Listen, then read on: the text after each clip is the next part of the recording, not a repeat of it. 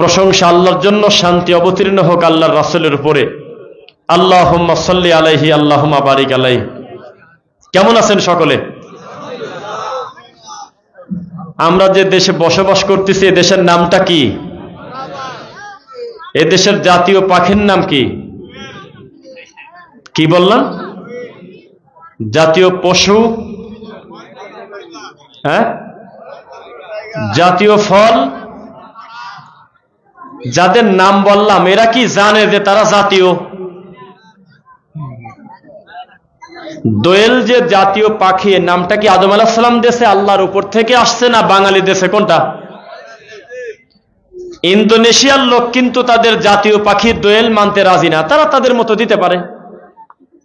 কাঁঠাল যে জাতীয় ফল এ কথা কিন্তু কাঁঠাল জানে না, আপনারা জানেন কিনা জানি না, কিন্তু কাঁঠাল নিজে জানে না যে উনি জাতীয়।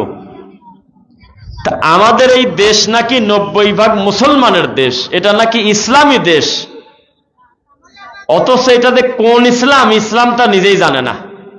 এটা কি মানুষের নাম দিয়ে ইসলাম থাকে ওই ইসলাম, নাকি আল্লাহর ইসলাম, তা বোঝার উপায় নাই। কাঁঠালের নাম জাতীয় ফল হওয়ার আগেও বেচারার কাটলে আঠা পাওয়া যেত, এখন আঠা কমে নাই, বরং একই আছে। আগেও দোয়েল ডালে ডালে থাকতো, মানুষের বাড়ি বাড়ি থাকতো, জাতীয় নাম হওয়ার পরে তার কোনো পজিশন বাড়ে নাই, একই। জাতীয় ফুল শাপলা নাম ঘোষণা করার আগ পর্যন্ত ওই পাগারে গবরে পড়ে থাকতো, নাম ঘোষণার পরে 3 তলা বিল্ডিং হয়েছে, নাকি বলেন? একই জাতি পড়ে আছে, এর কোনো উন্নতি নেই। তা আমাদের এই দেশ হলো 90% মুসলমান, বানায় বললাম নাকি? লেখা নাই এই কথাটা। এটা হলো মুসলমানদের দেশ। কেমন মুসলমান এটা ইসলাম নিজেও তা জানে না, এটা কোন জাতি মুসলমান। কোথাও আগুন লাগলে লোকজন সেলফি তোলে, তাড়াতাড়ি করে মোবাইল থেকে ভিডিও করে, লাইভে চলে যায়। যত দ্রুত আমি লাইভে যাব তত আমার কথাটা মানুষের কাছে বেশি পৌঁছাবে, ভিউ বেশি হবে। রাস্তায় অ্যাক্সিডেন্ট করার পরে এই 2 পায়ের 2 অংশ প্রায় একেবারে নাই, এমত অবস্থায় লোকটা জিহ্বা নাড়াচাড়া করে মোবাইল নাম্বার বলতে চাচ্ছে, কিন্তু নাম্বার শোনার মতো কারোর ঠেকা নাই, সবাই ভিডিও করতেছে। কেউ তার কাছে গিয়ে তাকে উদ্ধার করে তাড়াহুড়া করে হাসপাতালে নেবে এই সুযোগ কারো হাতে নাই। প্রত্যেকে মোবাইল বের করে চিন্তা করতেছে যত দ্রুত লাইভে যাব তত ভিউ বেশি হবে। বুঝতেছেন না মনে হয়? এটা হলো আমাদের অনুভূতি, এটা হলো আমাদের ফিলিংস। উত্তরবঙ্গের একেবারে শেষ সীমানা থেকে একটা গাড়ি রওনা দিছিল। রওনা দিতে দিতে দিতে দিতে একটা পর্যায়ে গাড়ি ঢাকার দিকে না ঢুকে এই যে এলেঙ্গাদিহি ঢুকে মধুপুরের দিকে ঢুকে গেল। পিছনের একদম শেষের 4 সিটে 4টা বকাটে 2টা মেয়েকে ধর্ষণ করতেছে। পিছনে 48টা সিটে আরো 48টা লোক বসে আছে। 1 ঘন্টা ধরে ধর্ষণ করছে, 48টা লোক পিছনে ঘুরেও তাকায় নাই। এর নাম হলো বাঙালি মুসলমান। কারোর কিছু আসে যায় না, কোনো ফিলিংস নাই, কোনো অনুভূতি নাই।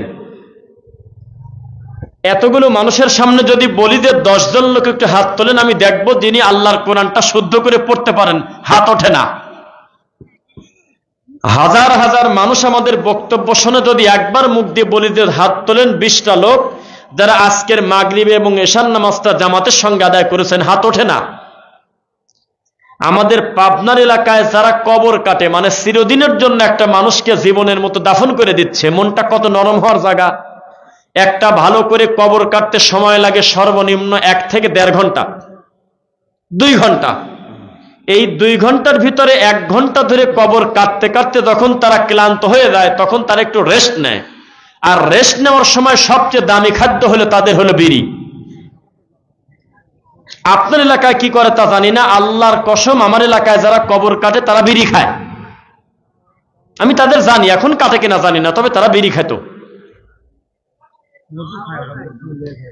আপনি কয়টা মাহফিল শোনেন তা আমি জানি না। আমরা বক্তারা যত ওয়াজ করি, যত জায়গায় উপস্থিত হই, তার থেকে বেশি জায়গায় উপস্থিত হয় আমাদের এই মাইকওয়ালা ভাইয়েরা। রাগ করলেন নাকি? এই মাইকওয়ালা ভাইকে এখন জিজ্ঞাসা করেন যে আজকের পুরা দিনের 5 ওয়াক্ত সালাত তিনি পড়েছেন কিনা। আল্লাহর কসম আমি চিনি না, উনি বলবে আমি পড়ি নাই। আল্লাহর কসম আমি চিনি না। আমি এমনি নিজে থেকে বললাম, ভুল হতে পারে, তবে তিনি পড়ে নাই। আপনার থেকে বেশি বক্তব্য তিনি শোনেন, কিন্তু আপনি যে গতিতে বসে আছেন উনি সেই গতিতে বসে থাকে না। ওনার পুরো টার্গেটটা হলো আমার মাইকের আওয়াজ সুন্দর হচ্ছে কিনা, বক্তা কি ডেলিভারি দিচ্ছে ওটা বড় কথা না, শব্দটা ঠিক মতো আসতেছে কিনা। ভাই যেটা বললো যে কালী পূজায় আবার ভাড়া দিয়েন না, উনি দিবে না কেন? এটা তো নিয়ম হয়ে গেছে দেশের। ধর্মকর্মের তো কোনো দাম নাই আছে। আজকে এখানে ওয়াজ হচ্ছে, কালকে মন্দিরে চলে যাবে, পরশুদিন চলে যাবে সুন্নতে খাতনার বাড়িতে ডিজে বাজবে। তার মানে আমাদের দেশের যারা চায় যে সংসদে ইসলাম কায়েম করব, বর্তমান তারা হলো মন্দিরে যায়, তারা হলো মন্দির উদ্বোধন করে, তারা বলে ওরে গণেশ আয় রে আমার বুকে আয়, ওরে ব্রাহ্মণ আর হুজুর একই তো, কারণ একটু পার্থক্য করলে সামনে ফেব্রুয়ারি মাসে ভোট সে পাবে না। ও যদি একবার মুখ দিয়ে বলে যে রফিক বিন সাইদ আর মন্দিরের ব্রাহ্মণ একটু আলাদা, তাহলে ও ভোট পাবে না। ওকে বলতে হবে মাসুদ বিন আব্দুল্লাহ আর এলাকার একটা মালায়ন হুবহু এক। গণতন্ত্রে কথাই লেখা আছে।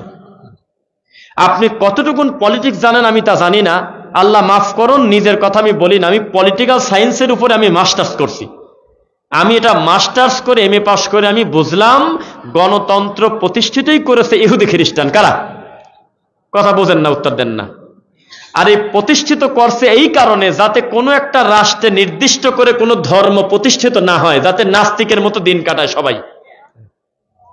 অথচ আমাদের কিছু কপাল পোড়া হতভাগা মুসলমান টুপিয়ালা দাড়িয়ালা কোরআন হাতে করে মন্দিরে দেয়া বলতেছে তোমরা আর আমরা তো একই। মোরা দুইটি ফুলের একটি কুসুম ডিমের, বলতেছে আমাদের দেহ আলাদা আত্মা এক, যাতে ওই ঠাকুর খুশি হয়ে একটা ভোট দেয়। এটা হলো সেই দেশের বাস করি, এই দেশের ইসলাম হলে এরকম চলতেছে। আমার কথা বোঝেন নাই মনে হয়। আমি আল্লাহর নামে শপথ করে বলতেছি, জাতীয় পাখি যে দোয়েল, এই নাম ঘোষণার আগে আর পরের কোনো পার্থক্য নাই, দোয়েল জানেই না। তা আমাদের দেশের বইতে লেখা আছে আমরা 90% মুসলমান, এর থেকে ল্যাংটা মিথ্যা কথা আল্লাহর মাটির উপরে নেই। এই 90% মুসলমানকে শতকরা হিসাব করে টান দেন 98 জন, তার আল্লাহ কি চেনে না। এই দেশের সবচেয়ে বেশি যারা তাহাজ্জুদ পড়ে, কোরআন পড়ে, মানুষকে পড়ায়, 40টা বছর কোরআনের তাফসীর করে এবং বুখারী মানুষকে পড়ায়, বুখারী খতম করে গরু খায়, এই লোকটাকে জিজ্ঞাসা করেন যে ঈমান ভঙ্গের কারণ কয়টি, শতকরা 10টা মৌলবী বলতে পারলে আমি মিথ্যুক। পারে না। শতকরা 10 জন হুজুর কথা মুখ দিয়ে বলে না যে রহমান আরশের উপরে আছে, কথা বলবে না। তারা বলবে আল্লাহ নাই কোন জায়গা, আমার কলমেই তো আছে। তা আমি কি বক্তব্যের শুরুতে এটা বোঝাতে পারলাম যে আমরা কোন জাতি মুসলমান? আমরা হলো ল্যাংটা জাতি, ইল্লা বা'দাশাই, কিছু বাদে, বাদ বাকি অধিকাংশ আমরা ল্যাংটা, আমাদের লজ্জা শরম নাই। আমার ওস্তাদ যার কাছে আমরা হাফেজ হয়েছি, তিনি কি মনে করে বলতেন জানি না, সেই সময় বলতেন, জানো আল্লাহর এই পৃথিবীতে এমনও কিছু জঙ্গল হয়তো আজও আছে যেই জায়গার মানুষ তাদের পোশাক আশাক পরে না, কাপড় চোপড় পরে না, ল্যাংটা থাকে। কথা বোঝেন নাই? কিভাবে থাকে বলেন তো একটু আমাকে। লিল্লাহি তাকবীর। দেখলাম বাইসি আছেন না মরে গেছেন, মানে এখনো কাপড় পরে না, ল্যাংটা। তো এই ল্যাংটা যারা যারা কোনো কাপড় চোপড় পরে না, তাদের ভিতরে যদি আমার মতো মাসুদ বিন আব্দুল্লাহর মতো, আমার আব্দুল্লাহ সাকিব ভাইয়ের মতো যদি আমরা 3টা টুপিওয়ালা ঢুকে পড়ি, তারা বিশ্বাস করে নাকে কিছু দিয়ে নাক ধরে বলবে ছি থু, বেহায়াল বেলজ্জাতি আসছে 3টা লোক কাপড় পরেছে ছি। কারণ কাপড় না পরাটাই হলো তাদের ট্র্যাডিশন হয়ে গেছে। কাপড় পরা লোক দেখলে তারা লজ্জা পায়। তা আমাদের দেশের সঠিক ইসলাম প্রচার করলে যাদের মনটা সবচেয়ে বেশি খুশি হওয়ার কথা, তারা ভাসুর দেখলে যেমন লজ্জা পায় তেমন লজ্জা পায়, তারা হলো বেদাতি হুজুররা, এই দেশের ভণ্ড হুজুররা, এই দেশের খয়রাতখোর, তাবিজের ব্যাপারী, মিলাদখোর, দোকান উদ্বোধনকারী ভণ্ড হুজুররা আমাদের মুখের যত ভালো কথা আমরা প্রচার করি, তারা তত বেশি কষ্ট পায়। রাগ করলেন মনে হয়? আপনার স্বজাতি যদি আপনার শত্রু হয়, আপনি খুব বেশি আগাতে পারবেন না, কষ্ট আছে, আছে কিনা? আছে, খুব কষ্ট আছে। একজন ডাক্তার যদি আরেক ডাক্তারের পিছনে লেগে যায়, তার কষ্ট আছে। একটা হুজুরের পিছনে যদি তার সমগোত্রীয় শত হুজুর দাঁড়িয়ে যায়, এই লোকটা হক হলেও বাতিলের মতো হয়ে যায় পরিস্থিতি। এই দেশের হুজুররা কবে বুঝবে আল্লাহর এই জমিনে আহলুল হাদিসরাই হলো ইসলামের পাহারাদার? জাতি ইসলামের ভিতরে বেদাত আর শিরক মিশ্রিত হয়ে না যায়, সেজন্য তারা তাওহীদের পতাকা নিয়ে দাঁড়িয়ে আছে। হাজার হাজার তাওহীদি যুবক দাঁড়িয়ে আছে, যাতে বেদাতকে বেদাত, সাদাকে সাদা, আর কালোকে কালো বলতে পারে। বলেন ইনশাআল্লাহ। আজকের বক্তব্যকে আমরা দুই ভাগে ভাগ করেছি। এক, ধর্মীয় জাহিলিয়াত। কি বলছি একটু উত্তর দেন আমার সাথে। দুই, সমাজে প্রচলিত কিছু বিদআত এবং শিরক। ইনশাআল্লাহ শুনবেন তো ইনশাআল্লাহ? তাহলে আপনারা এলোমেলো উঠা বসা করবেন না, চুপ করে বসে থাকবেন। আমি ওই বক্তা না যে কানে হাত দিয়ে কেউ শুনতেছে কি না, একাই খালি কাঁদে, কাঁদি 2 ঘন্টা পর বলতেছে আগামীবার দাওয়াত দিলে এই গল্প শেষ করব না। আমরা সর্বোচ্চ 1 ঘন্টাই কথা বলি। আমাদের লাইভগুলো টান দিয়ে দেখেন, 58 মিনিট, 1 ঘন্টা 2 মিনিট 5 মিনিট আমরা মূল কথাটা বলি। আমরা মানুষের বিরক্তি আসার আগে কথা শেষ করি, তবে আপনার কিছু উপকার হবে, আমরা আশাবাদী ইনশাআল্লাহ। রব্বুল আলামিন বলেছেন, ইয়া বুনাইয়া লা তুশরিক বিল্লাহ ইন্নাশ শিরকা লাযুলমুন আযীম। লুকমান আলাইহিস সালাতু ওয়াস সালাম তিনি কি নবী আও আবদান সলিহান, নাকি আল্লাহর একজন নেক বান্দা, এইটা নিয়ে দ্বিমত আছে। এখনো কেউ খোলাসা করে ক্লিয়ার বলতে পারে নাই। তবে এই কথা সত্য যে তিনি আল্লাহর প্রিয় বান্দা, কারণ তার নামে কোরআনে একটা সূরাই আছে। বোঝা যাচ্ছে নাকি? কথা ক্লিয়ার বোঝা যায়? নইলে মাইক একটু কম বেশ করি। বোঝা যাচ্ছে তো? আমার 1 মিনিটের কথা যাতে আপনাদের বুঝতে কষ্ট না হয়, সেজন্য আমরা সমস্ত ইনশাআল্লাহ মাইক ভালো। আমরা ঘরে বসেও মাসুদ বিন আব্দুল্লাহ ভাইয়ের কথা ক্লিয়ার বুঝছি আলহামদুলিল্লাহ। যে কথা বলতেছিলাম, আদর্শ পিতা কাকে বলে? যার নামে কোরআনে আল্লাহ একটা সূরাই দিয়েছে। সূরার নাম কি বলেন তো দেখি? হ্যাঁ, সূরাটা 31 নাম্বার সূরা, সূরা লুকমান। এই আদর্শ পিতা তার আদর্শ সন্তান বানানোর জন্য তার বেটাকে ডেকে বলে, ইয়া বুনাইয়া, হে আমার কলিজার টুকরা সন্তান, লা তুশরিক বিল্লাহ, খবরদার তুমি আল্লাহর সাথে শিরিক করবে না। কি করবে না? ইন্নাশ শিরকা লাযুলমুন আযীম, নিশ্চয় শিরিক হলো সবচেয়ে বড় জুলুম, অত্যাচার। কারণ এই জুলুমটা কার সাথে হয় বলেন তো দেখি? কার সাথে হয়? আল্লাহর হক নিয়ে টানাটানি করা হয়, আল্লাহর মানের হানি করা হয়। এজন্য এটার নাম রাখা হয়েছে জুলমুন আযীম, সবচেয়ে বড় জুলুম। এই জুলুম আপনারা করতে রাজি আছেন নাকি? টাকা গুনবেন, এখানে না গুনাই ভালো। টাকা গোনার সময় একটা আস্তে কথা বলবেন। আমরা আমাদের সন্তানদেরকে বলি, মা বোনদের বিষয়ে আজকে কথা বলতেছি, দেখেন না, মা বোনরা মনোযোগ দিয়ে শুনবেন। বাচ্চা কাঁদতেছে, বাচ্চার বয়স 3 বছর 4 বছর। এই বাচ্চাকে বলতেছে কাঁদে না, কাঁদে না, তোমার দাদা আসতেছে। অথচ আসবে না, ওর দাদা আরো 2 দিন পরে আসবে, গেছে মেয়ের বাড়িতে। আব্বু কাঁদো না, তোমার আব্বা এই তো চলে এলো প্রায়। ওই আব্বু এখানে থাকে না, ওর আব্বা চাকরি করে, প্রতি বৃহস্পতিবারের দিন গত শুক্রবারের রাতে আসে ঢাকা থেকে। মিথ্যক। সন্তানকে কোলে পিঠে করে আদর করে একেবারে মোহাব্বত করে অন্যায় শেখাচ্ছে, মিথ্যা শেখাচ্ছে। অথচ ছোটবেলা থেকে তাকে কিসের ভয় দেখানো লাগতো একটু বলেন তো মুখ দিয়ে? গালি দিও না, দাদা পিটাবে না। গালি দিও না, মা পিটাবে না। গালি দিও না, আল্লাহ জাহান্নামের আগুনে দিতে পারে। এই কথা বলতে হবে। কটু কথা বলো না, শিরিক করো না, আল্লাহর মানে লাগে, এই কথা বোঝাতে হবে। আল্লাহ কে, কোরআন কে, ইসলাম কি, হাদিস কি, জায়নামাজ কি, দান কি, কিচ্ছু জানে না। খালি জানে কি, 2 বছরের বাচ্চার মোবাইল হাতের থেকে নিয়ে নিলে ওই বাচ্চার ভাতই খায় না। ঠিক তো বললেন। এই মহিলা প্যান্ডেলে যদি অনুমতি থাকতো, মা বোনদের বলতাম যে আপনারা কত রোগী এখানে বসে আছেন, যে আপনারা আপনাদের বাচ্চার সামনে মোবাইল না দিলে, গেম না দিলে ভাত খায় না। প্রত্যেকটা মহিলা হাত তুলে বলতো, কথা ঠিকই বলছি আমি। খাওয়ার মাঝপথে মা মোবাইলটা টান দিয়ে কাড়িয়ে নেছে, মার মুখে এমন জোরে আসর দেছে, মার মুখটা ছিলে গেছে। অথচ বাচ্চার বয়স কেবল 1.5 বছর 2 বছর। তাহলে আমরা একটা মন থেকে তো আশা করতেই পারি এই ছেলে বড় হলে 2 বেলা গাঁজা খাবে, 1 বেলা ভাত খাবে। এটা আমাদের আশা করা অন্যায় না? কারণ রাত 2টা পর্যন্ত তার মা উল্টা দিকে টিকটক দেখে, তার বাপ আর একদিকে টিকটক দেখে, আর মাঝখানে ওই ছেলে আর একটা মোবাইল দেখে, নইলে সে টিকবে পারে না। আমরা একটা প্রতিবন্ধী সমাজ পাচ্ছি আগামী দিনে। আপনারা দোয়া করেন।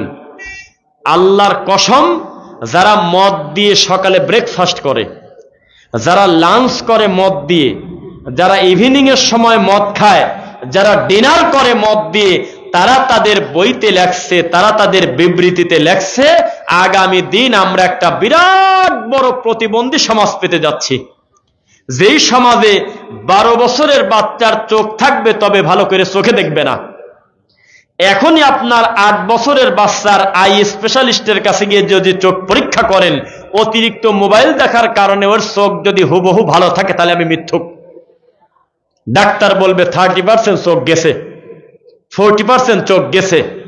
ও মা, ও বোন, ওই যে সামনে পর্দা, ওই যে তুমি বসে আছো, ওই যে সামনে একটা ভাই দাঁড়িয়ে আছে, এইটা দেখা মানেই চোখ ভালো তা কিন্তু নয়। আপনিও যদি চোখ পরীক্ষা করেন, ডাক্তার আপনাকে বড় একটা পাওয়ারের চশমা দিয়ে দিতে পারে, কারণ আপনি দীর্ঘদিন নিজের প্রতি জুলুম করেছেন। এশার সালাতের পর আপনার ঘুমানোর দরকার ছিল, আপনি 3টার সময় ঘুমাইছেন একটানা মোবাইলের ভিডিও দেখে। সামনের দিনগুলো খুব খারাপ আসতেছে।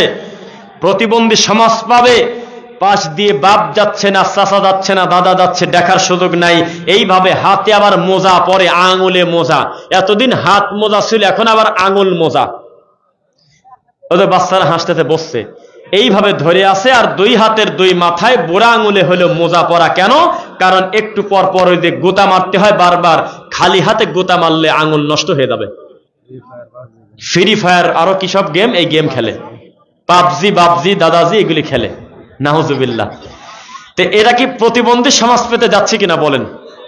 নিশ্চিত থাকেন প্রতিবন্ধী সমাজ পেতে যাচ্ছি। কে কার কথা শোনে? যেদিন থেকে বাপকে বলেছে তুমি বেশি বোঝো কেন, সেদিন থেকে বুঝবেন যে বাপ মরে গেছে।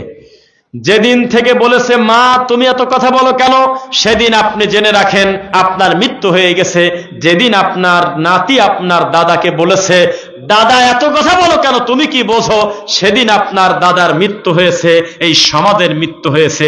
এর নামই হলো জাহিলিয়াতের সমাজ। নবী সাল্লাল্লাহু আলাইহি ওয়াসাল্লাম বলেছেন, খবরদার, মাগরিবের সময়, সন্ধ্যার সময় নাবালক বাচ্চা কোলে নিয়ে অথবা ছোট বাচ্চাকে, মাসুম বাচ্চাকে তোমরা খোলা জায়গায় নিও না, কারণ ওই সময় দুষ্ট জিন চলাফেরা করে, সারা রাত বমি হতে পারে শয়তানের আসর পড়ে। আমাদের পাবনার এলাকায় বাচ্চা যদি একবার জোরে করে চিৎকার দেয়, কবিরাজ আর মসজিদের ইমামের টাকা ঠেকায় কিনা 1020 টাকা তাবিজ ভরে দিয়েছে গলায়। একবারও মুখ দিয়ে বলে না যে এটা আমার রোগ না, এটা ভালো করে ডাক্তার দেখান, কেউ কয় না, খালি কয় যে আরো আগে আসতে পারলেন না। অথচ কিছুই হয় নাই। শুধুমাত্র সকাল সন্ধ্যা জিকির নাই। মাগরিবের আজানের টাইমে তোমার বউ গেছিল হলো হাঁস খোরাতে আর মুরগি কোরাতে, আর ওই টাইমেই বেশ বাচ্চাটাকে রাখি গেছে উঠানের উপরে। এই জন্য দুষ্ট শয়তানের চোখে এই কাম করে দিয়ে গেছে। সারা রাত বমি হবে। এই ঘটনা ঘটেছে 1450 বছর আগে, বলেছেন মুহাম্মদ সাল্লাল্লাহু আলাইহি ওয়াসাল্লাম। কে কার কথা শোনে? বাচ্চার কপালে কালো টিপ দেয় যাতে নজর না লাগে, তাবিজ দেয় না। একজন দিয়েছে হলো ধান, রূপার ধান, নাম শুনছেন? রূপার ধান নাম শোনেন নাই? গলায় চকচক একটা দিয়ে রাখছে রূপার আকৃতিতে। আমরা বললাম যে এইটা তো গলায় দেওয়া যাবে না। উনি জোরে করে হেসে বলতেছে, বুঝছি আপনি মনে করছেন তাবিজ, এটা তাবিজ না, এটা হলো ধান। কিসের ধান, কিসের পেঁয়াজ, কিসের রসুন? কল্যাণের আশায় নজর লাগবে এইটা মনে করে কালি থেকে শুরু করে মা শরীরের সাথে যা কিছু লটকাবেন, মান আল্লাকা শাইআন উকিলা ইলাই, এটা তার উপরে সফর্দ করা হয়, এটাই হলো শিরক। একটু পর পর নাবালক বাচ্চার ছবি তুলে বাপ ফেসবুকে দেয়, আমার সোনার টুকরার জন্য দোয়া করবেন। নিশ্চিত থাকেন চোখ লাগে গেলে বমি করে মরেই যাবে হয়তোবা। 1450 বছর আগে রাসূল বলেছেন, আল আইনু হাক্কুন। আমার ডান পাশে আছে মিরপুর দারুস সুন্নাহ মাদ্রাসার একজন অত্যন্ত সুনামধন্য একজন ছাত্র, আব্দুল্লাহ সাকিব, আপনার এলাকার গর্ব। আমার কথাগুলো তিনি কিন্তু ধরে ফেলতেছেন। আমরাও একসময় মনে করতাম নজর লাগাটাকা মনে হয় ভুল কিনা আল্লাহ জানে, পরবর্তীতে দেখতেছি বুখারীতে লেখা আছে মানুষের নজর লাগা সত্য, কুনজর সত্য। আপনি যে মিনিটে মিনিটে আপনার বাচ্চার ছবি ফেসবুকে দিচ্ছেন, আপনার বোর ছবি ফেসবুকে দিচ্ছেন, আপনি একটা অসভ্য লোক। আপনাকে যদি এখন বলি আপনি হাত তোলেন, আমি ওই বেদাতি হুজুরদের মতো হলে হাত তুলতে পারতাম, তবে আমি বলবো না, কারণ মানুষের মান সম্মান হানি করা জায়েজ নাই। নইলে আমি বলতাম যে হাত তুলে বলেন এই মাসের ভিতরে কে কয়বার সহবাস করছেন আর নবীর পদ্ধতিতে দোয়াটা পড়ছেন কয়জন, হাত তোলেন। আমি দায়িত্ব নিয়ে বলতেছি অর্ধেকের বেশি লোকের হাত প্যারালাইজ হয়ে থাকতো। 1450 বছর আগে রাসূল বলেছেন কেউ যদি স্ত্রীর সাথে সহবাস করার পূর্বে আমি নবীর পদ্ধতিতে দোয়া না পড়ে ওই সহবাসে জিন শয়তান শরীক হয়। ক্ষমতা থাকলে করে হুজুর চ্যালেঞ্জ করেন, আমি কথা বলি আর আমি বক্তব্য দেব। আমার ভাই দুইজনের দিকে তাকা দেখবেন আমি ভুল বললাম কিনা। কথা কি বুঝতেছেন? তুমি বিয়ে করতে পারলে ভাই, তুমি এত কিছু শিখতে পারলে, আর 1 মিনিটের একটা দোয়া তুমি সহবাস করার পূর্বে মুখ দিয়ে নবীর তরিকায় বলতে পারলে না, এটা কষ্ট না? কথা বোঝেন নাই? জানাজার পূর্বে যারা বলে আমি নিয়তটা বলে দিচ্ছি সবাই মিলায় নেন, আমার মনে হয় হায় রে কপাল পোড়া মৌলবী রে, হায় রে অসভ্য পাগল, এই জাতিকে তুই এখন নিয়ত শেখাচ্ছিস কি? আমি কিবলামুখী হইয়া দাঁড়াইয়া 4 তাকবীরের সহিত জানাজার ফরজে কিফায়া নামাজ পড়তেছি, ইক্তেদাই তো বিহাযাল ইমাম বিহাক্কি লা ইলাহা ইল্লাল্লাহ। এ কোন জাতি দোয়া? নবী সাল্লাল্লাহু আলাইহি ওয়াসাল্লামের পদ্ধতিতে দোয়া শিখবেন। লইনে যে সন্তান নিয়ে আপনি গর্ব করতেছেন, এই সন্তানের অর্ধেক মালিকানা জিন শয়তান হতে পারে। সেজন্যই তো ডানে যাতে বললে বামে যায়, সেজন্যই তো বিড়ি খায়, সেজন্যই তো স্কুল থেকে যখন আপনার বাচ্চা বের হয়, আমি ফেসবুকে একটা পোস্ট দিছি, কেউ দেখছেন নাকি? আমি গত কালকেই মনে হয় আমি একটা হাই স্কুলের পাশ দিয়ে যাচ্ছিলাম, তখন হাই স্কুলটা ছুটি হয়, তাদের বয়স হবে 11 বছর 12 বছর 10 বছর এরকমই তো, নাকি বলেন আপনারা? 13 বছর 14 বছর। আল্লাহর কসম, এক বাচ্চা আর এক বাচ্চার কাঁধে হাত দিয়ে একে অন্যের মা তুলে যে ভাষায় গালি দিল, ওই গালিটা যদি এখন আমি রিপিট করি তাহলে আপনি আপনার বাচ্চাকে স্কুলে দিবেন না, আপনার মনে হবে দুনিয়াটা শেষ। ওই মুখে আনা যায় না। ওই রাস্তা দিয়ে যেতে ওই নাবালক বাচ্চাদের হাতে হলো বিড়ি সিগারেট, একে অন্যের কাঁধের উপরে লাফ দিয়ে পড়ে আর মা তুলে তুলে উল্টে উল্টে গালি দেয়, যাকে গালি দিচ্ছে ও আবার গালি দেয়, হি হি করে হাসে, কারোর কষ্ট লাগে না, কেউ দুঃখ পায় না। হারি গালি, মা তুলে আর বাপ তুলে, কঠিন গালি।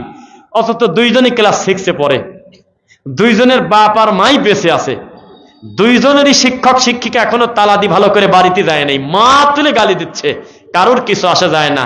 শিক্ষা বুঝতেছেন না মনে হয়? পরিস্থিতি বড় কঠিন, সামনে ভালো দিকে যাচ্ছি না আমরা। আপনার বাচ্চা আল্লাহ সম্পর্কে কিছুই জানে না, আপনার বাচ্চাকে শেখাচ্ছে আয় ছেলেরা আয় মেয়েরা কি করতে যাই, তো তোমার ছেলে ফুল তুলতে যাবে তো মেয়েকে ডাকে কি কামে? ফুল তুলতে যাবে ছেলেরা। 2 নাম্বার কথা, ফুল তুলতে গেল, ফুল ওই গাছটা করে বাপ জন্মাইছে, কার গাছের ফুল তুলবে? কথা জবাব দেন। আয় ছেলেরা আমার বাপের গাছের ফুল তুলিতে যাই, যদি মার শুরু করে সবাই মিলে একসাথে খাই, এটা হবে কবিতা। নিজের বাপের গাছের ফুল ছিঁড়াও জায়েজ নাই, যদি বাপ অনুমতি না দেয় আপনি ফসল নষ্ট করবেন? আয় ছেলেরা আয় মেয়েরা ফুল তুলিতে যাই, এই জন্যই তো কিছু লেডিস মার্কা লোক সুদর্শনের পুরস্কার পায়, দেখছেন ফেসবুকে? কিছু ল্যাংটা লোক পায় হলো সুদর্শনের পুরস্কার। সেটা কি লেডিস না জন্ডিস আপনি ডিসিশন নিতে পারবেন না। এ কোন জাতি পুরুষ?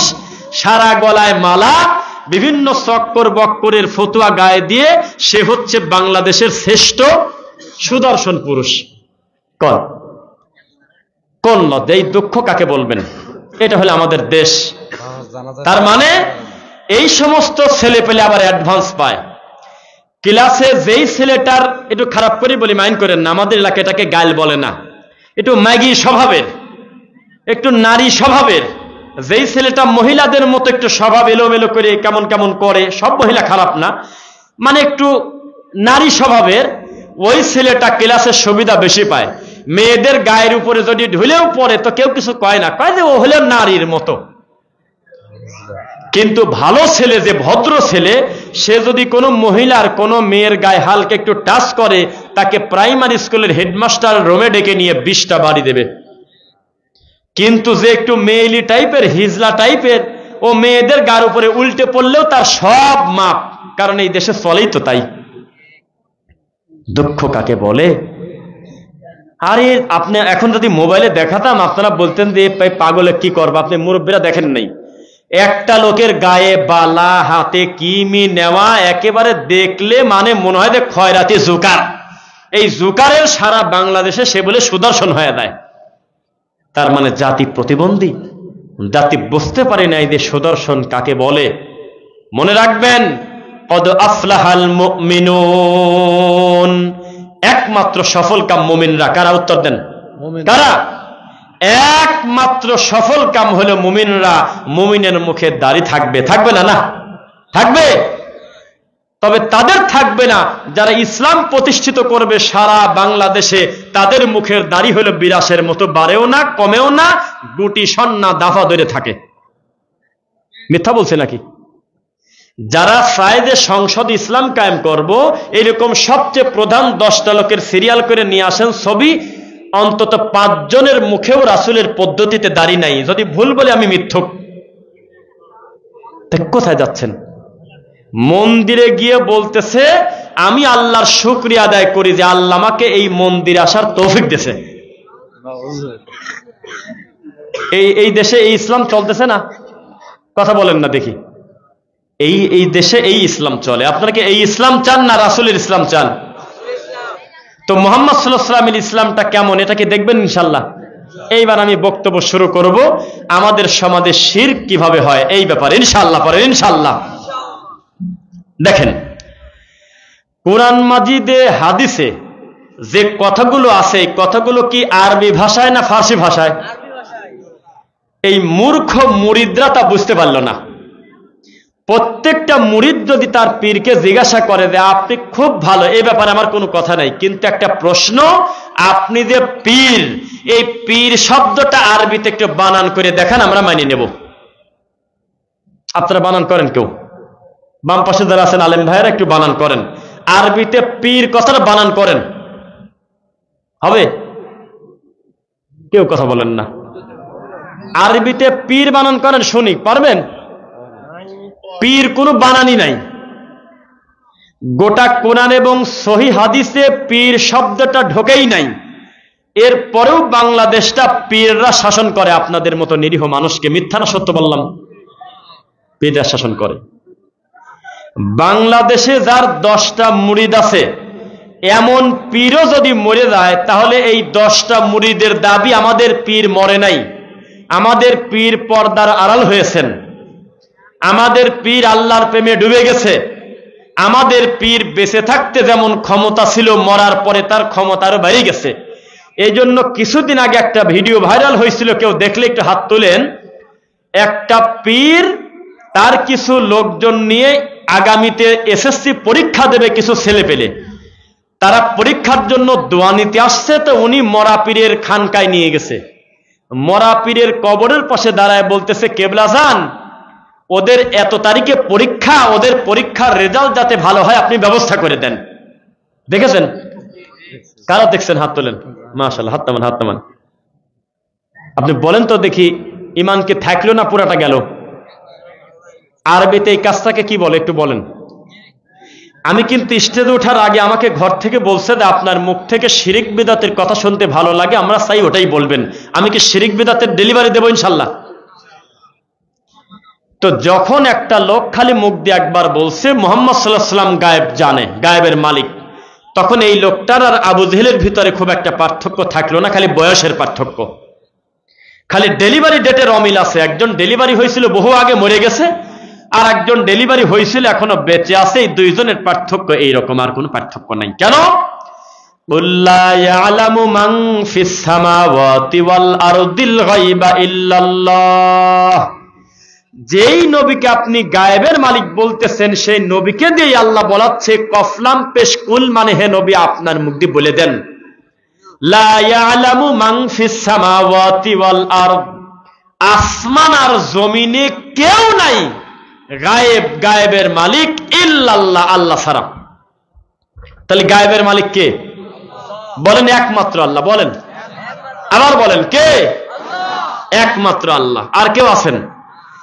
তো আপনি বলতেছেন নাই, কারণ আপনার বাড়ি হলেই মাদারগঞ্জে। আপনার বাড়ি যদি চট্টগ্রাম, সিলেট, পাবনা এই সমস্ত অঞ্চলে হয়তো আপনি বুঝতেন। এই কথা বলে বক্তা স্টেজ থেকে পালানোর পথ পাবে না, পিটায় মেরে দেবে। এমনও সমাজ এই দেশে আছে যারা মনে করে আল্লাহ যেমন গায়েব জানে, মুহাম্মদ সাল্লাল্লাহু আলাইহি ওয়াসাল্লাম একই রকম গায়েব জানে। কি ব্যাপার, সাইডে কথা বলে কে? একটু দেখেন।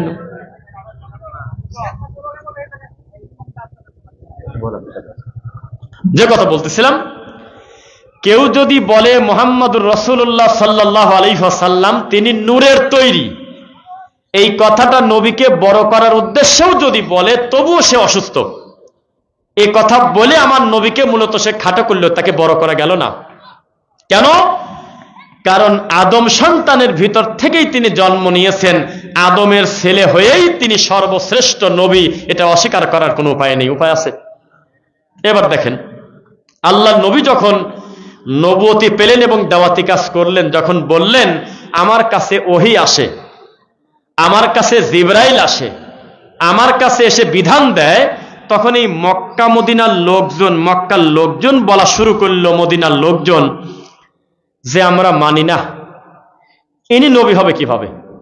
নবী হবে ফেরেশতার ভিতর থেকে। উনি তো আমাদের পরিচিত আব্দুল্লাহ ছেলে, উনার মা আমেনা আমাদের নিজস্ব জানাশোনা মহিলা। এই লোকের এই ঘর থেকে কিভাবে নবী হয়? আমরা তো চাই যে নবী হোক একটু ফেরেশতার ভিতর থেকে। ওনারা মেনে নিতে পারতেছিল না। দুই, তারা মনে করেছিল মুহাম্মদ সাল্লাল্লাহু আলাইহি ওয়াসাল্লামের কাছে আগুন আছে, সেখানে গেলে আমরা পুড়ে যাব। এই জন্য আল্লাহ নবীর থেকে দূরত্ব মেইনটেইন করত। তখন আল্লাহ নবী বললেন, কুল ইন্নামা আনা বাশারুম মিসলুকুম ইউহা ইলাইয়া আন্নামা ইলাহুকুম ইলাহু ওয়াহিদ। শোনো, মানুষ হওয়ার ক্ষেত্রে তোমরা আর আমি নবী হুবহু এক। সম্মান তোমার আর আমার পার্থক্য বহু। আমার কাছে ওহী আসে কিন্তু তোমাদের কাছে আসে না, কিন্তু মানুষ হিসাবে মনুষ্যত্বর ব্যাপারে তুমি আর আমি হুবহু এক। আপনি এই কথাকে স্বীকার করেন?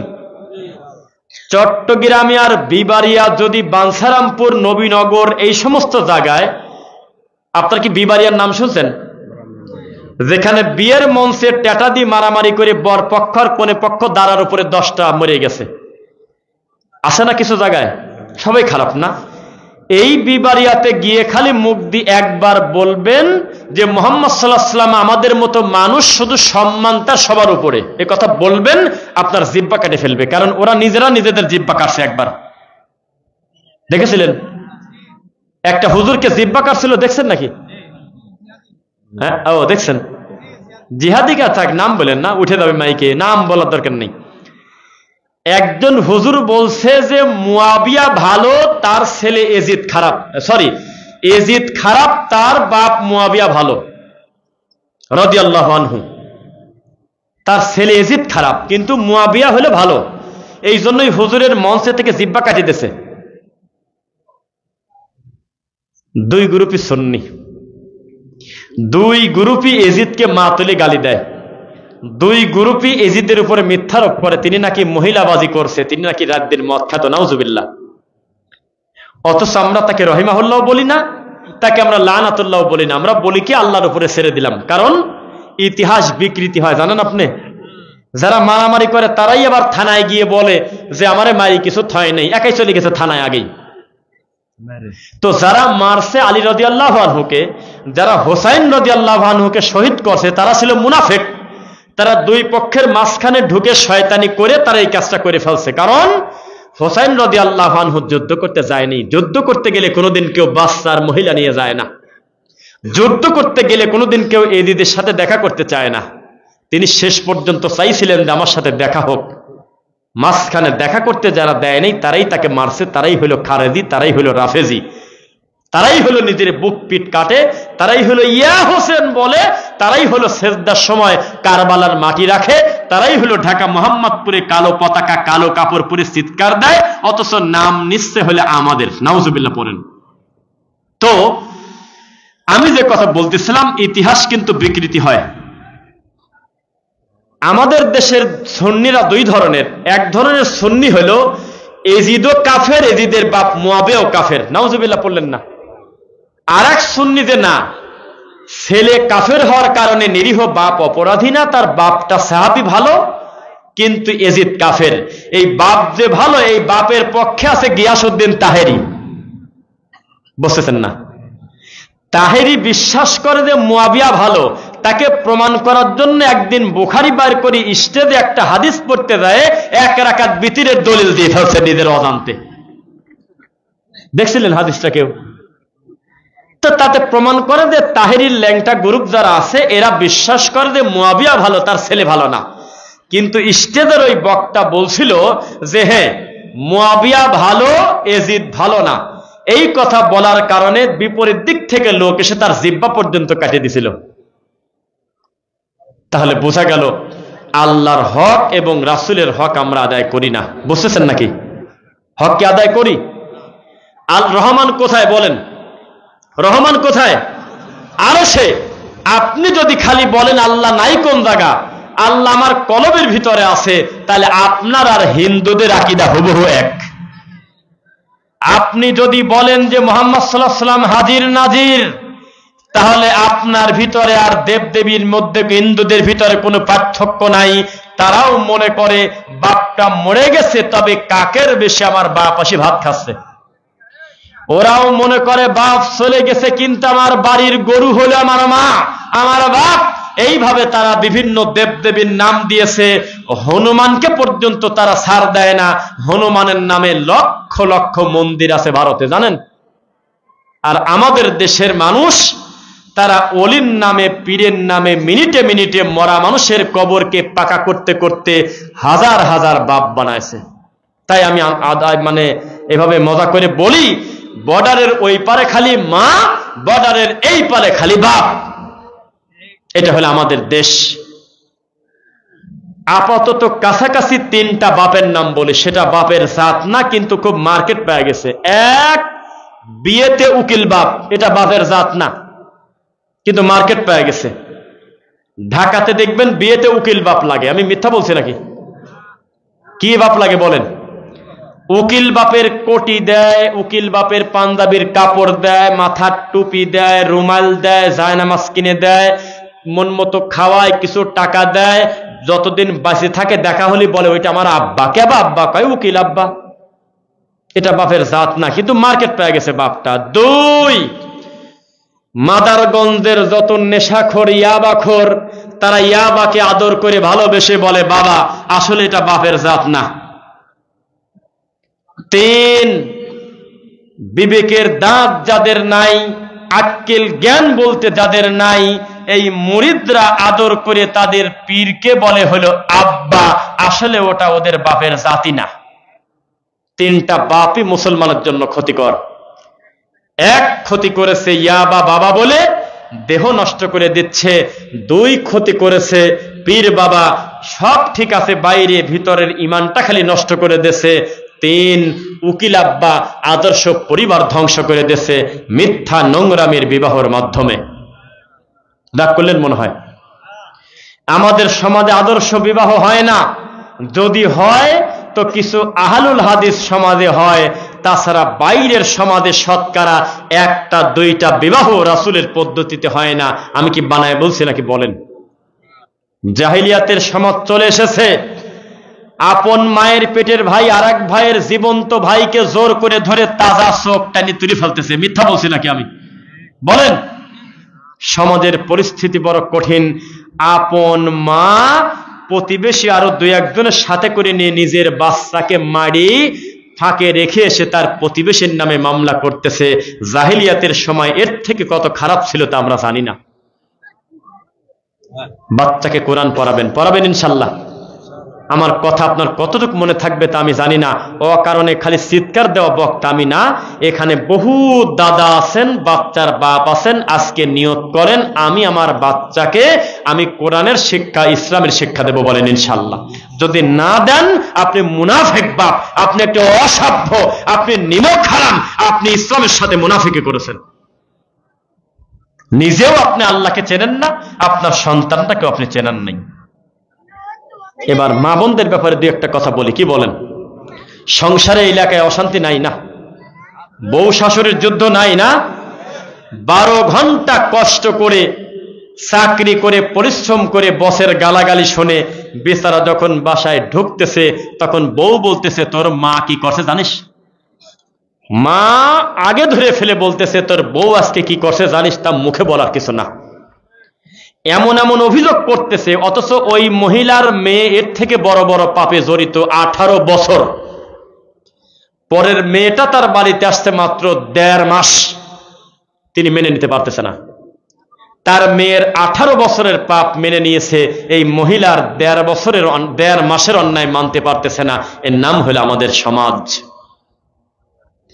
20 বছর নিজের মায়ের অত্যাচার মেনে নিয়েছে, 1.5 মাস বিয়ে হয়ে এসে শাশুড়ির 2টা কথা সে হজম করতে পারতেছে না। এর নাম হলো আমাদের সমাজ। এইবার সব একটু আমার দিক তাকান। আমার হাতে এটা কি? সাদা একটা কাগজ, তাই না? আমার কাছে যদি একটা বোর্ড থাকতো, হোয়াইট বোর্ড অথবা ব্ল্যাক বোর্ড, আমি আঁকায় আদর্শ পরিবার কাকে বলে দেখায় দিতাম। আপনার পরিবার আদর্শ পরিবার হবে না, আপনি রাগ করেন না। যদি বলেন আপনি কি ভবিষ্যৎ জানেন, আমি কিছু বিষয় জেনে বলতেছি হবে না, হবে না, হবে না। কেন? কারণ আপনার বউ কোনটা, আপনার মেজো ভাইয়ের বউ কোনটা, আপনার বড় ভাইয়ের বউ কোনটা কিছুই বোঝা যায় না, মোটি ল্যাংটা। আপনারা 3 ভাই যখন বাড়িতে ঢোকেন কার বউ যে কোনটা তা বোঝা যায় না, এক পাতিলে রান্নাই হয়। আপনারা গর্ব করে বাজারে গিয়ে বলেন আমাদের ভিতরে এত মিল, আমরা এখনো 10 জন একসাথে খাই, মানে শয়তান। এই সুযোগ আল্লাহ আপনাকে দেন নাই। আপনাকে বলা হয়েছিল তুমি যদি ছোট লোক হও, তুমি যদি গরিব হও, ফকির হও, তো খেতা তেনা কাপড় চোপড় পাটের বস্তা 20 টাকা 50 টাকা দিয়ে কিনে এক ভাই আর এক ভাইয়ের ঘরের মাঝখান দিয়ে বেড়া দিয়ে যার যার জায়গা আলাদা করো, একজনের বউ যাতে আর একজন না দেখে। আর তুমি শুয়ে পড়ে বলতেছো যে মেজো ভাই ডাকে যাও, তো তুমি যাও, আমি শুয়ে আছি। মেজো ভাই না, ওটা হলো কাল সাপ, ওর জন্য। এই অমানুষ যখন বিদেশ গেছে তখনও বুঝতে পারে নাই যে বিদেশ যাওয়ার আগে আমার যে আর একটা 22 বছরের ছোট ভাই আর আমার বউকে রেখে গেলাম, এটা হলো আগুন আর কাঠ রেখে গেলাম। ও জানে না? ওর উচিত ছিল আলাদা একটু পরিবেশ করার, বলা আমি যদি কোনোদিন প্রমাণ পাই যে আমার ছোট ভাই তোমার মুখামুখি একবার দাঁড়াইছে, তোমাকে দেখছে, ওই দিন থেকেই ভাত বন্ধ। আমি যদি প্রমাণ পাই যে আমার কথার বাইরে তুমি অন্য কোথাও গিয়েছো কারোর সাথে মার্কেট করতে, তাহলে শেষ। যত জেনা ব্যভিচার পরকিয়া এই সবগুলো দখল হলো দেবর, ভাসুর, শ্বশুর পর্যন্ত ছাড়ে না। খারাপ শোনা গেল, রাগ করেন না, রাগ করেন না, কিন্তু শ্বশুরের সাথে পর্যন্ত ধরা পড়তেছে, জানেন আপনি? ধরা পড়তেছে না কেন? হচ্ছে তা আদর্শ পরিবার মোনাজাত করে কাজ হবে বাবা। এলাকার অসভ্য যারা ধর্ম বোঝে না, বাজারে গিয়ে তাদের ভালো স্ত্রী আর ভালো সন্তানকে ভালো ছেলের বউর উপরে ধমক দেওয়ার বলে খুব একেবারে পণ্ডিত হয়ে গেছো, 2 দিনের ছেলে বিয়ে করে ভেনো খাও, ওই দেখো গা অমুকের বাড়িতে আজ 15 বছর বিয়ে করছে, এখনো মা, বড় ভাই, ছোট ভাইয়ের বউ কত সুন্দর মিল করে একসাথে তারা খায়, বলে না? অথচ ইবলিস, শয়তান, দাজ্জাল, ভাবির জন্য সবচাইতে বড় ভয়ঙ্কর কালসাপ হলো তার দেবর। আর এই 2 জনের নাম দেশে ছোট ভাই। কিসের ছোট ভাই? কিসের ছোট ভাই? ছোট ভাই কিভাবে হয়? ছোট ভাই হলো কিভাবে বলেন আপনি আমাকে? ভাবি ডাকটাই তো সুন্দর না, এই ডাকের মধ্যেই তো কাহিনী আছে। দেবর আর ভাবির সম্পর্ক আমাদের দেশের অলিখিত শয়তান, অর্ধেক বউ। কেউ কিচ্ছু বলে না, সবাই বলে ও আস্তে আস্তে ওরা হলো ভাবি, ওর ভাবি ওইটা। আর কে জানি একটা শয়তান একটা ডেলিভারি দিয়েছে একটা মাসালা যে বড় ভাবি নাকি মায়ের মতো। কিভাবে কিভাবে জানি মায়ের পেটে বাচ্চা দিয়ে দিয়েছে। বিদেশ থেকে স্বামী কয়, কেন আমি আইছি 2 বছর আগে, আমার বোর ডেলিভারি সামনের মাসের 12 তারিখে হয়, কিভাবে দিয়ে দিয়েছে। এই তো মা। সাবধান, যেভাবে আদর্শ পরিবার গঠন হবে আমাদের সমাজ ঠিক তার উল্টা চলে। আমি কি মিথ্যা বলছি? বলেন না কেন? ঠিক তার উল্টা। সাবধান, আপনি যেদিন বাড়ি থাকবেন না সেদিন আপনার বন্ধু আর আপনার ছোট ভাই আপনার ঘরে ঢোকে কিভাবে? এই ছোট লোক ঢোকে কিভাবে? ছোট লোক। তুমি যেদিন বাড়ি থাকো না, তুমি যেদিন অন্য কোথাও গেলে, ওই রাত্রিবেলা, দিনের বেলা, মাগরিবের পর হোক আর যখন হোক, তোমার ছোট ভাই আর তোমার বন্ধু তোমার বোর মুখামুখি গেল কিভাবে? ছোট লোক গেল কিভাবে? তোমার বউ তো কড়া কণ্ঠে বলে দেবে, বাড়িতে নাই, পরে আসেন। তোমার মা বলে দেবে, আমার ছেলে বাড়ি নাই, যাও পরে আসো, কি দরকার বলো। 3 তলা চলে গেল কি কারণে? যে কোনো সময় শুয়ে পড়তে পারে, কথা খারাপ শোনা গেলে কিছু করার নাই, ঘটতেছে, আমি কি করব? ঘটতেছে, আমি কি করব? মহিলার কাছে মনে হচ্ছে তার স্বামী ব্যতী রেখে পৃথিবীর সমস্ত যুবক মনে হয় ভালো মানুষ, আর ওই স্বামীটা খারাপ। কেন? কারণ বাকি লোকের গুণ দোষ তো দেখে নাই, খালি গুণই দেখে মোবাইলে। আর এই বেচারা বাড়িতে থাকে রাত দিন, এই জন্য তার অপরাধী দেখে খালি। দূরে থাকো। বন্ধুকে বেডরুম চেনায় না গো ভাই, বউয়ের ছায়া চেনায় না। বন্ধুর কাছে বউ চা নিয়ে যেতে দেরি করছে, বন্ধু যাওয়ার পর কয়, তো কি রাখবো না, আমার বন্ধু আগে। খাবার নিয়ে যাচ্ছে, কইলে ভাবি। মুরব্বীরা লজ্জা ফেলে, আমার কিছু করার নেই, লজ্জা দিতে আসছে আজকে। একটা লোকের যদি 4টা ছেলের বউ থাকে, 5 নাম্বার মেয়েটা যদি বিয়ে দিতে যায়, তাহলে সবচেয়ে চেহারা ভালো যে বেটার বউ, ও কয় যে তুমি আগে নিয়ে যাও জিনিসপাতি, তুমি নিয়ে যাও, তাতে তোমার আকর্ষণ একটু এগিয়ে আসে সামনের দিক, মাল তো তুমি খুব ভালো। তখন ওই বউটাকে সামনে দিয়ে জিনিসপাতি সব দেওয়াচ্ছে, চা দিচ্ছে, আপেল দেয়, কমলা দেয়, এটা দেয়, ওটা দেয়। তখন ওই মেয়ে পক্ষ ছেলে পক্ষ খায় আর কয় যে আপনার বেটার বউটা তো খুবই ভালো, খুব সুন্দর, কোনে পাইছেন মেয়েটা? কয় খুব আদর করে নিয়ে আইছি, খুব সুন্দর মেয়ে। বাকি 3টা কোন জায়গা? দাজ্জাল। এর পরিবারে কিভাবে আল্লাহ বারাকা দেবে? আদর্শ পরিবার নিয়ে যদি আমি বক্তব্য দেই, আপনি হজম করতে পারবেন না। প্রত্যেক বাপের মনে হবে যে আমি বিষ খায় মরে যাই, আমি কামটা করলাম কি আমার পরিবারে? আমার ছেলে আমাকে ধমক দেয়, আমার তো মরে যাওয়া উচিত, আর তো হতা জায়েজ নাই, আমি বললাম আর কি। আমি যদি আদর্শ পরিবার কাকে বলে বোঝাই, আপনার মনে হবে যে বহু আগে আমার মরে যাওয়া উচিত ছিল, যদি জায়েজ থাকতো আত্মহত্যা, কিন্তু জায়েজ নাই। আপনি বাপের জাতি না, আপনার মাটির নিচে থাকার দরকার। আপনার ছেলে আপনাকে কিভাবে বলে, তুমি কথা বলো কি কারণে, তুমি বেশি কথা বলো কি কারণে? এই কথা যেদিন আপনার ছেলে বলছিল, সেদিন আপনি মরে গেছেন, আপনি বাপের জাত না। আপনিই বলবেন, সেই শুনবে, এর নাম বাপ। বাপ বাপের মতো হইতে হয়। পৃথিবীর কোন কুত্তা মুনাজাত করে বলে না, হে আল্লাহ, গত মাসে আমি কুত্তা জন্ম দিছি 10টা, 6টা একবারে, আল্লাহ আমার প্রত্যেকটা কুত্তার বাচ্চাকে কুত্তা হিসাবে কবুল করো। কেউ পায় না। কোনদিন কোন বিড়াল মুনাজাত করে না, গো আল্লাহ, আমার পেট থেকে যে বিড়াল বের হলো, এই বিড়ালকে তুমি বিড়াল হিসাবে কবুল করো। মুনাজাত করে?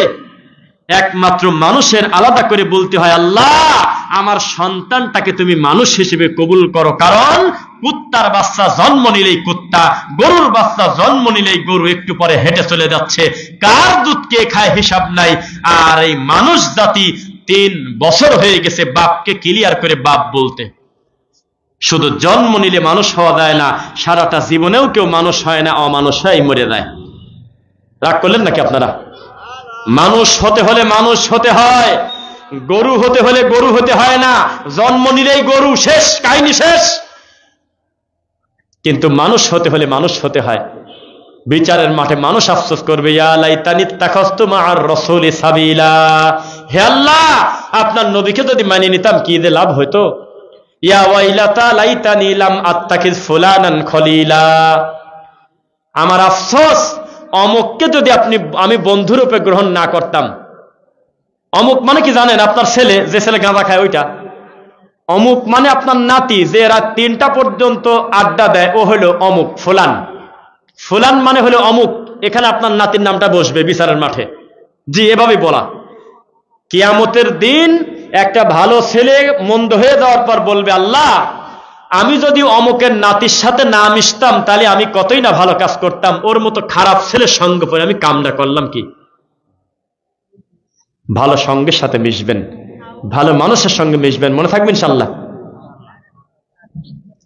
আদর্শ পরিবার নিয়ে আমাদের সমাজে বক্তব্য যে তুলনায় হওয়ার দরকার সেই তুলনায় কম হয় না বেশি হয়? কম হয়, অনেক কম হয়। খালি পাখির গল্প, ব্যাঙের গল্প, হরিণের গল্প, বিভিন্ন বক্তব্য হচ্ছে। আদর্শ পরিবার গঠন হবে কিভাবে তা জানে না। এখন একটু হাত তোলেন তো 20টা লোক দেখি, বলবো না থাক, যে আপনি আজকে যতবার পেশাব পায়খানায় গিয়েছেন প্রত্যেকবার বলেছিলেন বিসমিল্লাহি আল্লাহুম্মা ইন্নী আউযু বিকা মিনাল খুবুসি ওয়াল খাবাইস। এই যে মাথা ঝাঁকি দিচ্ছে, তার মানে দোয়া পড়ে নেই। অথচ রাসূল বলেছেন 1450 বছর আগে, যেই বাড়িতে যেই টয়লেটে রাসূলের পদ্ধতিতে দোয়া না পড়ে কেউ প্রবেশ করে তার লজ্জা স্থান শয়তান দেখে ফেলে। জিনদের সচিবালয় আছে কোথায়? বাংলাদেশের সচিবালয় কোথায়? ঢাকা কোন জায়গা? হ্যাঁ, ঢাকা শহরে বাংলাদেশ সচিবালয় আছে, জানেন কিনা? তো জিনদের সচিবালয় আছে জানেন কি? জিনদের সচিবালয় হলো প্রত্যেকের বাড়ির পায়খানা। জি, আমি মজা করে বলি নাই, যারা জানেন তারা কিন্তু ঠিক পেয়ে গেছেন। প্রত্যেকের বাড়ির টয়লেট হলো জিনদের সচিবালয়, সেখানে তারা থাকে। আপনি যদি বিসমিল্লাহ পড়ে দোয়া না পড়ে টয়লেটে ঢুকে দেন তাহলে বুঝবেন যে আপনার পুরা ল্যাংটা ছবিটা দেখে ফেলেছে ইবলিস শয়তান। অথচ রাসূল নিষেধ করেছে, খবরদার, খবরদার তোমরা দোয়া না পড়ে প্রবেশ করো না। ভুল হয়ে গেছে মানুষ হিসেবে ভিন্ন কথা, সারার বুদ্ধি আছে কিনা, কিন্তু দোয়াই পড়ে না, টয়লেটে চলে যাচ্ছে। কোন জায়গা দাঁড়ায় পেশাব, কোন জায়গা বসে হুদিস নাই। এই লোকটা তো জিনেরই অবস্থা হয়ে গেছে। বাচ্চারা বেশি দুষ্টুমি করলে বলে শয়তানের জিন, দুষ্টুর জিন বলে না মানুষ। রাগ করতেছে নাকি আপনারা? আদর্শ পরিবার হোক, বলেন আমিন। সবাই কিছু ওয়াদা করেন, কিছু কিছু ভুল দুনিয়াতে সংশোধন করা যায়। মিস্টার ক বিয়ের সময় শ্বশুরের কাছ থেকে একটা হোন্ডা নিছিল। মিস্টার ক 3 বছর 5 বছর পর ভুল বুঝতে পেরেছে। আল্লাহ তাকে ভালোবেসেছে, হেদায়েত দিছে, তার এখন আর্থিক অবস্থা ভালো। সে যদি শ্বশুরের বর্তমান ওই দাম হিসেবে তার থেকে বেশি করে একটা মূল্যবান গাড়ি যদি শ্বশুরকে গিফট দেয়, অথবা সমপরিমাণ মূল্য তাকে ফেরত দিয়ে হাতখান ধরে বলে, আমার উচিত ছিল আপনাকেই কিছু হাদিয়া দেওয়া, আপনার আদরের 20 বছর লালন পালন করা মেয়েটা চিরদিনের জন্য আমাকে দিয়ে দিছিলেন, ওই দিন আমি শয়তানি করে বাপের বুদ্ধি শুনে না কার কুবুদ্ধিতে আমি হোন্ডা নিছিলাম, এদের ফেরত দিলাম, আমাকে আপনি ক্ষমা করে দেন। ক্ষমা হওয়ার সম্ভাবনা আছে কিনা? তো এই কাম কি কেউ করবেন? এখানে আছেন কেউ? হ্যাঁ, আচ্ছা থাক, যারা বিবাহ করেন নাই একেবারে ছোট থেকে বড় পর্যন্ত হাত তুলে বলেন, আমি একটা টাকা কোনো লেনদেনে যাব না, আমি শুধু দিনদারিত্বকে প্রাধান্য দেব, বলেন ইনশাল্লাহ। আর লোক দরকার নেই। ওই যে 3টা যুবক ভাই এক জায়গায় হাত তুলছে, আমি খুশি হয়ে গেছি। কেন? ওর বয়সী ছেলে ফেলে অধিকাংশ নেশাখোর, অধিকাংশ ওর বয়সী ছেলে ফেলে মদের নেশা, বিভিন্ন গাঁজার নেশা, বিভিন্ন আড্ডা দিয়ে বেড়াচ্ছে।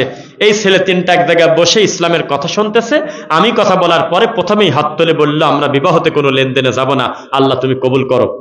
যদি ন্যায় এলাকাবাসী মিলে ধরবেন নাকি? হ্যাঁ, আচ্ছা এবার বলি, শেখ আব্দুর রাজ্জাক বিন ইউসুফ হাফিজাহুল্লাহ বলেন যে আপনার শ্বশুরের কাছে জীবনে প্রতিদিন কত ফকির যায় ভিক্ষা নিতে, ভিক্ষি পর্যন্ত দেয় না। আর আপনার যেদিন বিয়ে হয় আপনার ওনার মেয়ের সাথে, ওই দিন ওই লোকটা এমন খুশি হয়েছে, খুশি একটা হোন্ডা দিয়ে দিয়েছে। এটা কি খুশি হওয়া না শয়তানি? জি না।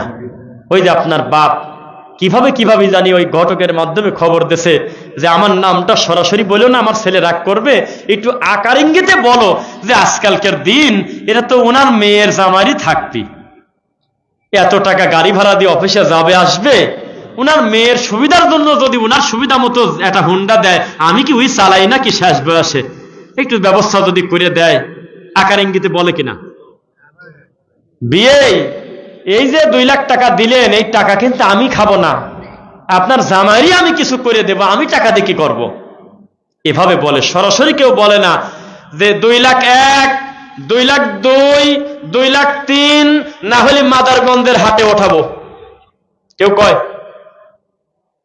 আমাদের দেশে এদের মা বোন আমাদের কথা শুনতেছে, আজকে থেকে পেটের বাচ্চারও নিয়ত করেন আমার বাচ্চা ডেলিভারি হবে, এই বাচ্চা মানুষ হবে, জীবনে কোনোদিন বিনিময় নিয়ে কোনো মেয়েকে বাড়িতে আনবো না, বলেন ইনশাআল্লাহ।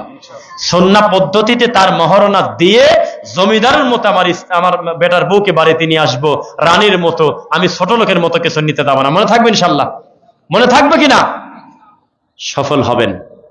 আপনাদের এলাকায় আশপাশে অধিকাংশ সবাই আহলে হাদিস না? হ্যাঁ, আমি যদি ভুল না করি আশপাশে খানকা পূজা, মাজার পূজা, তাবিজ কবজ, খেতা, নারী ভুরি, ডব, শিকল এগুলি নাই? আছে? আছে কোথায়? ও আচ্ছা, না না, আমি বলতেছি আপনারা যারা আহলুল হাদিস দাবি করেন তারা তো তাবিজ কবজ বিশ্বাস করেন না। আছে? ইন্না লিল্লাহ। এই কথাটা জানার জন্য বলতেছিলাম, ভাই বলছে, খুশি হলাম। আছে। মহিলা আপনি আহলে হাদিস, কিন্তু আপনি বিয়ে করছেন যে জায়গা থেকে, যেখান থেকে একটা বউ নিয়ে আইছেন, সেখানে তো দিনদারিতা দেখে নিয়ে আসেন নাই। ওই মহিলার মাথার মধ্যে এখনো ঘটতেছে তার বাপ হলে 8 মাসের মুরিদ, বারবার বলতেছে বাচ্চা কায়দি মরে তোমার শয়তানি শুনবো, আমার আপন ভাইয়ের ছেলেকে তাবিজ দিছি 7 দিনে ভালো। তখন এই আহলে হাদিস পরিবারটা নীরব হয়ে তাকা থাকে, কি করব, বউ তো কথা শোনে না। গত কয়েকদিন আগে একটা মহিলার পা মচকে গেছে, মহিলা আহলুল হাদিস অনুসারী, কিভাবে কিভাবে জানি গোপনে গাছের পাতা লাগাতে যাবে। পাতা লাগানো বোঝেন? আপনি বোঝেন নাকি? কোন জায়গা বোঝেন? মানে হাড় হাড্ডি ভাঙে গেলে পাতা লাগা দেয়। পাতা লাগানোর পর কিছু টাকা নেয়, পাতা খুলে ফেললে হাড় বলে ভালো হয়ে যায়। খবর দিয়েছে কিনা শয়তান। তো তখন আমি খবর পেয়ে তাকে বললাম যে এইটা কি আপনার সাজে? উপরে পাতা ডলে দিবেন আর নিচে হাড় জোড়া লাগে গেল। হাজার হাজার কোটি টাকা খরচ করে মাইক্রোস্কোপ যন্ত্র নিয়ে দেখতেছে, কত ল্যাব টেস্ট হচ্ছে, কত আল্ট্রাসোনোগ্রাফি হচ্ছে, কত হাড় বিশেষজ্ঞ হচ্ছে, কত সার্জিক্যাল ডাক্তার তৈরি হচ্ছে, হাজার হাজার কোটি টাকা খরচ করে পৃথিবী হচ্ছে, সিঙ্গাপুর থেকে ডাক্তার আনতে হচ্ছে, তারা কেউ জানলো না, গাছের পাতা ছিঁড়ে নিয়ে আসলেন, পাও ভালো হয়ে গেল। এর নাম হলো শিরকের আশ্রয় নেওয়া। কথা বুঝতেছেন তো? যে কথা বলতেছিলাম, আপনারা যারা আহলুল হাদিস দাবিদার, মোটামুটি আপনারা মাজারের শিরক থেকে মুক্ত, আলহামদুলিল্লাহ। সরাসরি কবর পূজা থেকে মুক্ত, আমি স্বীকার করলাম। বক্তব্য শেষের দিকে মনোযোগ দিয়ে শুনবেন। ডাইরেক্ট আপনারা কোনো পীর পূজা করেন না, এটা আমি আশাবাদী। কিন্তু এই 5ই আগস্ট পার হওয়ার পরে কেন জানি আমার একটু চিন্তা চেঞ্জ হয়ে গেছে, আমার দৃশ্য চেঞ্জ হয়ে গেল। আহলে হাদিস কিন্তু গণতান্ত্রিক আহলে হাদিস, আহলে হাদিস হুজুর কিন্তু পলিটিক্যাল আহলে হাদিস। এ ব্যানার ধরে করছে যে অমুকের চরিত্র ফুলের মতো পবিত্র, এই কথা কয়, অথচ আহলে হাদিস। আহলে হাদিস কিন্তু বলতেছে ভোট দিলে জান্নাত। আহলে হাদিস কিন্তু একটা রাজনৈতিক দল, একেবারে ইসলামী রাজনৈতিক দল নাম নিয়ে ব্যানার নিয়ে রাস্তায় নেমে গেছে। তখন আমার একটু আপত্তি আছে, এই কথাটা বলবো, আপনারা খুশি হবেন না আমি জানি, এটা বলে আমি শেষ করব। আপনাকে আমি শুরুতে বলছিলাম, গণতন্ত্র যেই লোকটা ডেলিভারি দিয়েছে সে কিন্তু মুসলমান ছিল না ভাই। সে চাইছিল যে গণতন্ত্র আমি প্রতিষ্ঠিত করব এই উদ্দেশ্যে, যাতে গোটা রাষ্ট্রের লোক সরাসরি কোনো ইসলাম কায়েম করতে না পারে, কোনো ধর্ম কায়েম করতে না পারে, নাস্তিক হয়। আজকে যদি জামাত ইসলাম ক্ষমতায় যায়, তাদের ক্ষমতা নাই লালনের গাঁজা বন্ধ করে, কারণ সংবিধানে লেখা আছে প্রত্যেকে যার যার স্বাধীন মতো তার তার ধর্ম পালন করবে, কোনো বাধা নাই।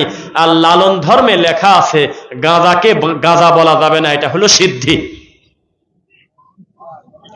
আগামীকালকে যদি কোনো ইসলামী দল সংসদে ঢাকে, ওর বাবার ক্ষমতা নাই এ দেশ থেকে অফিসিয়ালি মত তুলে দেয়। আগামীকালকে যদি কোনো ইসলামী দল ক্ষমতায় যায় আর এই দেশে গণতন্ত্র প্রতিষ্ঠিত থাকে, তো 18 বছরের একটা মেয়ে হাফ প্যান্ট পরে রাস্তায় ঘুরতেছিল, তার বাপ সহ্য করতে না পেরে একটা থাপ্পড় মেরে দিয়েছে। অন্যায় করছে না ঠিক করছে?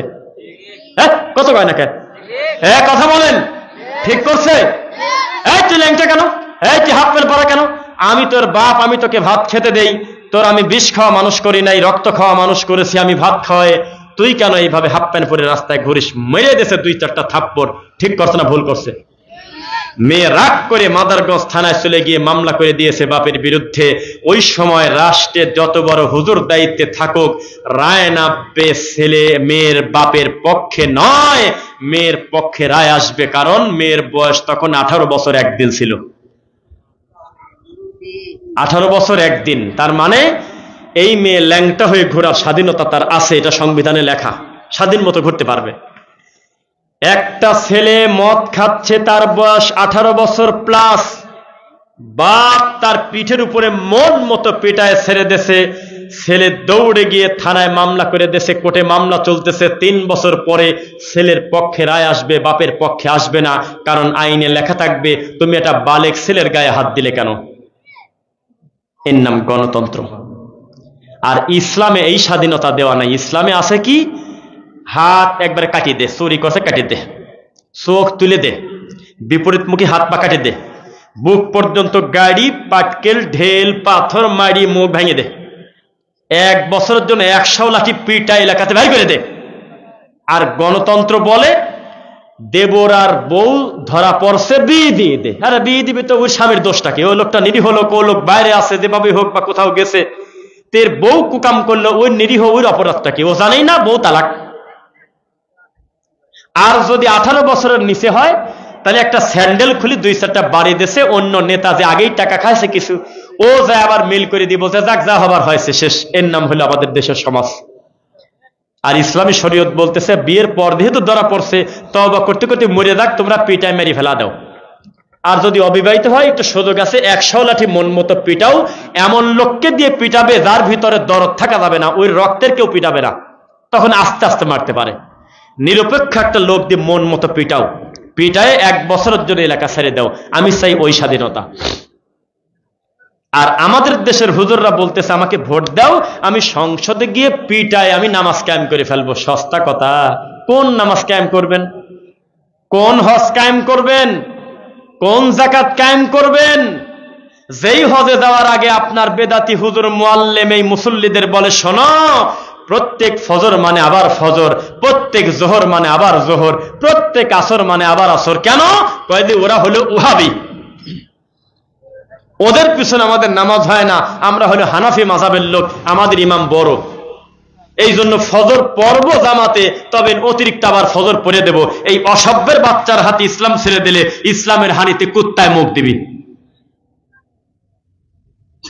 গত কালকে না পরশুদিন একটা ছবি ফেসবুকে দিছি, 18 ইঞ্চি একটা বক্তা, কয় ইঞ্চি?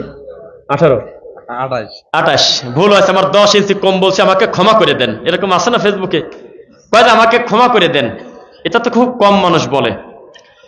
28 ইঞ্চি বক্তা, বক্তা হাঁটতে পারতেছে না, বক্তা কোলে করে নিস্তেতে নিয়ে যাচ্ছে জুকার।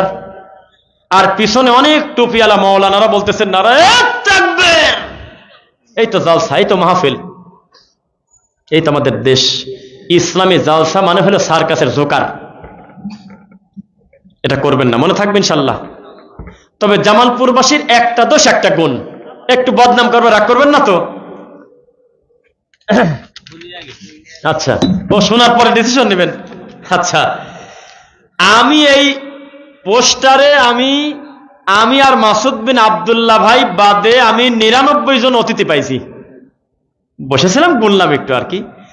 আর পজিটিভ গুণ হলো এই স্টেজে আমাদের বক্তার বক্তব্য ঠেকায় দিয়ে পরিবেশ তারা নোংরা করে নাই, কোনো অতিথিকে বক্তব্য দিতে দেয় নাই। আলহামদুলিল্লাহ, এটা খুব ভালো কাজ। রানিং বক্তব্য ঠেকায় দিয়ে যদি কোনো অতিথিকে ভোট চাইতে দেয় তো জালসার জাত মেরে দেয়। সংক্ষিপ্ত বক্তব্য দিতে দেয়, আধা ঘন্টা ধরে ভোট চাই, কি কয় না কয়, তারপর বলে আমি আমার সংক্ষিপ্ত বক্তব্য এখানে শেষ করলাম। লোকজন বিরক্ত হয়ে অর্ধেক উঠে চলে গেছে। এটা নষ্ট করে পরিবেশ। এইটা ভালো গুণ যে 2 বক্তার মাঝখানে কোনো পরিবেশ নষ্ট করে নাই, আমরা 2 জন মন মতো 2টা কথা বলতে পারলাম, আলহামদুলিল্লাহ। আর আরেকটা ভালো গুণ কি, এই যে কালেকশন খোলা মাঠে কোনো কাহিনী করে নাই। এই 99 জন লোককে দাওয়াত দিয়েছে, কম বেশি 50 জনের উপরে তারা গ্রহণযোগ্য দান সাদাকা কিন্তু আগেই করছে পর্দার আড়ালে। ভুল বললাম নাকি? কম আর বেশি দেশে। জামালপুর মাহমুদপুর নামে একটা জায়গা আছে, আমি আর বাশার বিন হায়াত আলী ভাই দুইজন আমরা বক্তব্য আসছিলাম 2022 সালে। এসে এমন সার্কাসের জোকার হয়েছিলাম, এমন লজ্জা পাইছিলাম যে পালানোর পথ থাকলে দৌড়ে পালা চলে যেতাম। স্টেজে বসা দেখি 1.5 ঘন্টা ধরে ভোট চাচ্ছে নেতারা, দুনিয়ার খিলখিল করতেছে, লজ্জায় আমাদের নাক কাটা। দ্রুত দ্রুত পরিবেশ করেন। আলহামদুলিল্লাহ, আমার ভাইয়ের মাধ্যমে 2টি প্রশ্ন এসে গেল, এটা আমরা একটু উত্তর দেবো একটু শেষের দিকে। সর্বোচ্চ 6 থেকে 8 মিনিট কথা বলবো, এরপর দোয়া পড়ে দেবো ইনশাল্লাহ।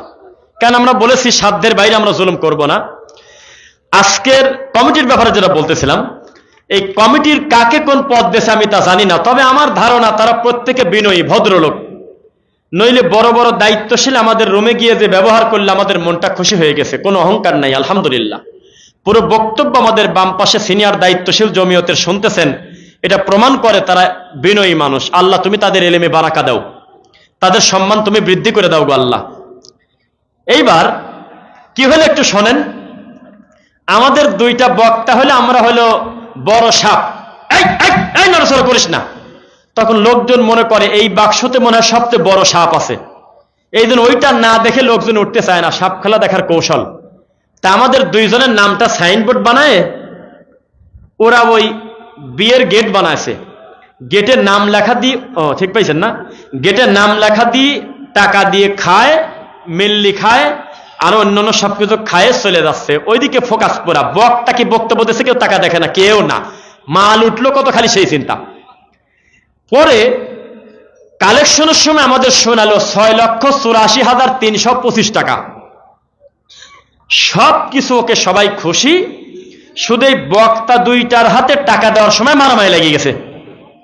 মানে এই 2টা লোকের টাকা আর হচ্ছে না, কোনোভাবেই পূরণ করা যায় না। আপাতত হাত ধরে মাপটা চায়ে বলতেছে এবারের মতো ক্ষমা করে দেন। আপাতত গাড়ি ভাড়াই দিলাম, আমাদের মাথায় বাড়ি, গতবারের থেকে 1 লাখ কম উঠছে, এবার মাত্র 5 লাখ।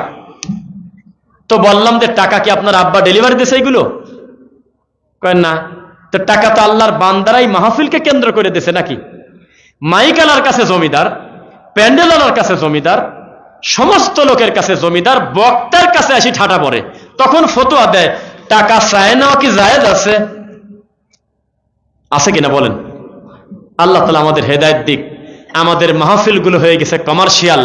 বক্তা বলে এত না দিলে যাব না, আর কমিটি বলে অমুক হুজুর না আনলে লোক জমানো যাবে না, সবাই কমার্শিয়াল। আমি কি বানায় বললাম?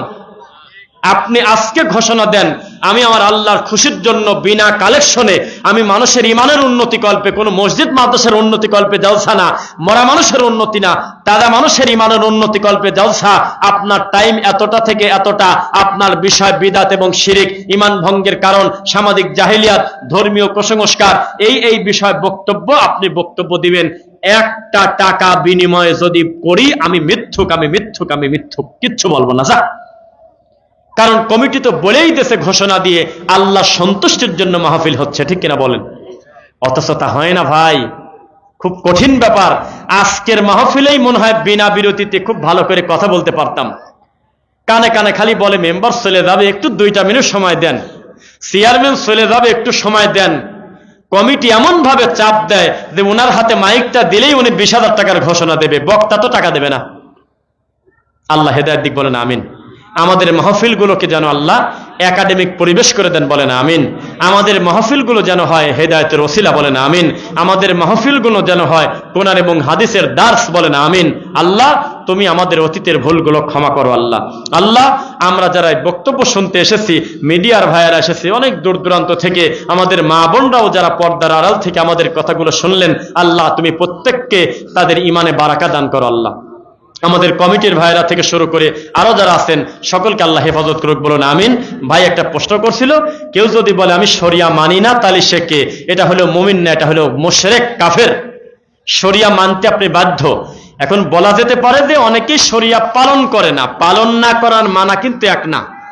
অনেকেই আছে দাড়ি রাখে না, কিন্তু তাকে আমি কাফের বলতেছি না। কেউ যদি একবার বলে আরে দাড়ি তো ছাগলেরও আছে, তাহলে এটা মানুষের বাচ্চা না। দাড়ি নিয়ে কটাক্ষ করার কারণে ইমান থাকে না, কিন্তু দাড়ি না থাকার কারণে সে বেঈমান না, এটা গুনাহগার, কবিরা গুনাহগার। আর আপনারা কোরআন এবং হাদিসের সাথে থাকবেন। স্রোতে গা ভাসাবেন না, মানহাজটা শুদ্ধ রাখবেন। আল্লাহ মাসুদ বিন আব্দুল্লাহকে তুমি কবুল করো। আল্লাহ এলাকার আলেম ওলামাকে তুমি সম্মানী করো। আল্লাহ জুমার খুতবার মঞ্চগুলোকে তুমি দিনের মার্কাজ হিসেবে দাওয়াতি প্ল্যাটফর্ম কবুল করো। আমাদের যিনি সম্মানিত উপস্থাপক ছিলেন তার নামটা কি? হ্যাঁ, মুস্তাফিজুর রহমান লাঞ্জু ভাই, তিনি নিজে একজন শিক্ষক মানুষ, FM কিন্ডারগার্টেন স্কুলের। আল্লাহ আমার ভাইয়ের এলেমে তুমি বারাকা দান করো। এই সাথে বক্তা শ্রোতা সবাই আল্লাহকে খালি একবার একটা জিনিস চাবো, আল্লাহ বিচারের মাঠে ওঠার আগে আমাদের শেষ সময় মৃত্যু, আমাদের মৃত্যুর সময় আমাদের মুখে সবার যেন একেবারে শেষ কথা হয় লা ইলাহা ইল্লাল্লাহ। বলেন আমিন। শেষ করে দেয়, অনুমতি নিয়ে নিলাম। পড়েন সুবহানাকা আল্লাহুম্মা রব্বানা ওয়া বিহামদিক আশহাদু আল্লা ইলাহা ইল্লা আনতা আস্তাগফিরুকা ওয়া আতুবু ইলাইক। আসসালামু আলাইকুম ওয়া রাহমাতুল্লাহ।